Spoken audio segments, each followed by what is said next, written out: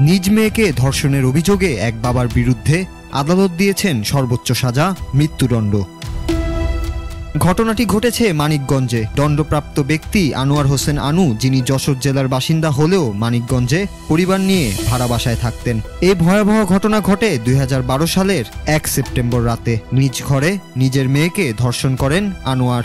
মেয়ের চিৎকারে ঘুম ভেঙে যায় তার মায়ের। মা আর প্রতিবেশীদের চিৎকারে পালিয়ে যায় অভিযুক্ত সেই বাবা। এরপর ভুক্তভোগীর মা বাদী হয়ে মানিকগঞ্জ সদর থানায় মামলা করেন। পুলিশ তাকে গ্রেফতার করে এবং তদন্ত শেষে 2020 সালের 9 ফেব্রুয়ারি আদালতে চার্জশিট জমা দেয়। 13 জনের সাক্ষ্য গ্রহণ শেষে আজ রবিবার নারী ও শিশু নির্যাতন দমন ট্রাইব্যুনাল এই রায় ঘোষণা করে।